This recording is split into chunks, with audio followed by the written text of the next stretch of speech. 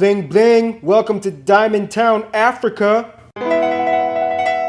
It's time to learn geography now! Hey everybody, I'm your host Paul Barbato. If there was ever an African comeback kid, Botswana would definitely fit that title. But first, you know the drill, let's dissect the flag.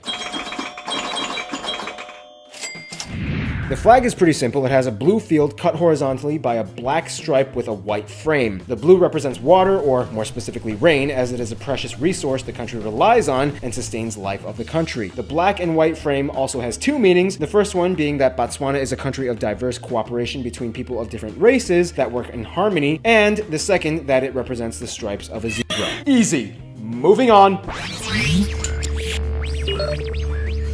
Botswana's location is kind of serendipitous in that for the longest time, they didn't even realize that they were sitting on buried treasure. First of all, Botswana is located in the southern area of the African continent, about the same size as France, and is bordered by 4 other countries. Looking at the map, you would think Botswana is only bordered by Namibia, South Africa, and Zimbabwe, but if you look very close at the northeastern tip where the Chobe River meets the Zambezi, you see the Zambezi quadrupoint in which all 4 countries meet. This spot has the ever so narrowest of borders, only a few dozen meters wide, that Botswana has with Zambia on the Zambezi River. This area is right on the A33 road that takes you to the Kazungula Ferry, the only place in all of Botswana that gives you access to Zambia directly from Botswana. This is also the only part of Botswana that touches the world-famous Zambezi River, which has been historically used for centuries for navigating across the African savannas. It's kind of funny though, because when drawing the borders, they probably could have taken more, but Namibia was like, oh hell no, I'm gonna go get me some of that Zambezi, y'all. Look at me, I got this dry skeleton coast, I needs my hydrations. Botswana's capital and largest city is Gaborone. If you speak Setswana, it's pronounced Gaborone, located close to the border of South Africa, and the country is divided into 9 districts. With the exception of Namibia's straight and quite frankly very distinct and noticeably well-marked border with Botswana, the Caprivi Strip, most of the borders are rivers, like the Chobe, Limpopo, the Shashe, which by the way, in the very east, Zimbabwe was like, look, I know we're using this river as a border, but I'm just gonna draw a radius around the station of Tuli, and everything in that circle is mine to use as a wildlife reserve, even if it does cross the river. Okay, a wildlife reserve. Okay, you can have it, Zimbabwe. Otherwise, Botswana is pretty open and free. As the 3rd least densely populated country in Africa, it's a haven for nature and safari enthusiasts. Ooh, good opportunity to transition.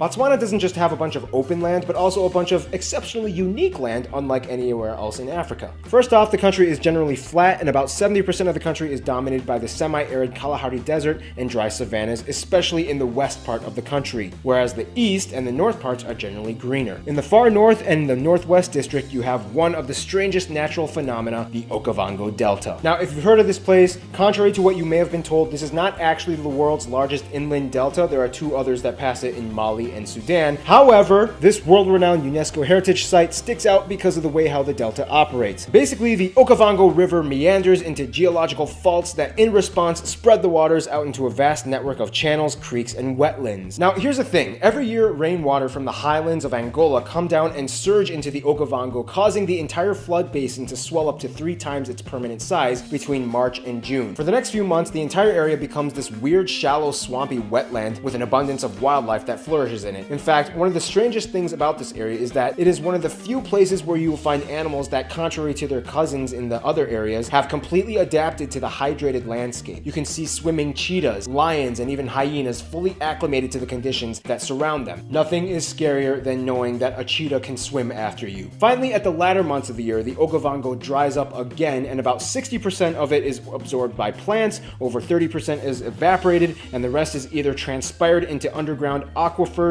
or drained into Lake Nyami. Now, granted, Botswana is dealing heavily with drought and desertification in their country and is trying to combat it with legislative action. To the east, you have the even stranger Makadi-Gadi and Suapans, which are 2 large salt basins, just like Salar de Uyuni that we learned 2 episodes ago. Remember? This area used to be a lake that eventually dried up and is actually the site of Botswana's largest salt and sodium carbonate mines. If you look closely, you can even see the mines close to the eastern edge of the basin. No, those those green rectangles are not crop fields. Those are actually well fields and solar evaporation ponds filled with water that are used to process and calcify the minerals in the mines. Speaking of mines, since the 1980s, Botswana has actually been the world's largest producer of gem diamonds. 5 diamond mines have opened up since independence, and the world's richest diamond mine is found in Jwaneng. The diamond industry has actually played a huge role in the past and in today in the development of the economy and people's lives. Now let's talk about that. Botswana is kind of like the place that you would be proud of if it was your little adopted African son. Unless if you were Africans can adopt Africans too. You would be proud of it if it was your son. First of all, Botswana has just a little bit over 2 million people, the majority of whom, about 80%, identify as ethnically Tswana, which is also where Botswana gets its name from, Botswana. Other minority groups include the Kalanga, the Basarwa, the Kagalagadi, and a small percentage of the population is also white, mostly descendants from former English and European settlers during the colonial days. Actually, recently, there's been a huge influx of white people moving into Botswana from neighboring Zimbabwe as the president Robert Mugabe, if you could even call him a president, much less a 3-decade-long dictator, has instituted laws that actively discriminate and oppress the white minority, unless if you are like super talented, like Christy Coventry, who won 7 Olympic medals, including 2 golds for Zimbabwe in the 2004 and 2008 Olympics, and Mugabe called her a daughter of Zimbabwe and gave her $100,000. Oh, sorry, back to Botswana. Essentially, pretty much everybody in the country speaks English. The Tswana people might speak Tswana or Setswana, and many of the white people might speak Afrikaans as well as a second language. For those of you who don't know, by the way, Afrikaans is kind of like an Africanized Dutch. Long story short, Botswana used to be part of the British Empire under the name of Bechuanaland. Okay, let's just get it over with and get the pun out because I know you'll go crazy if I don't. Bechuanaland in Bechuanaland. There, you happy now? Moving on. The interesting thing though is that Botswana actually has very fascinating tribal groups found along the rural areas of the country. One of the most sought after people groups for studies by sociologists would have to be the San Bushmen found in the northern regions by the Okavango Delta. The San Bushmen people speak a Khoisan language which is saturated with these unique click sounds. Many dialects can even have up to 48 different click consonant sounds.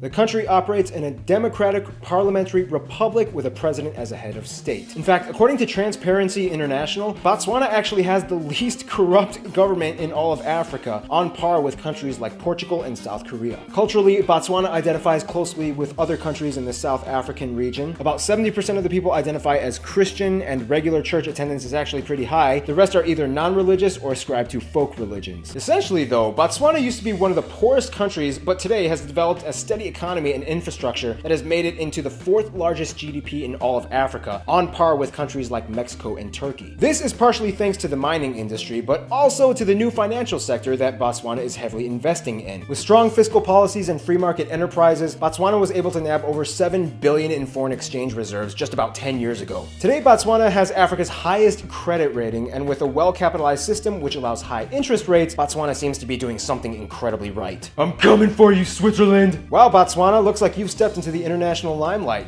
Now let's see how that's going for you.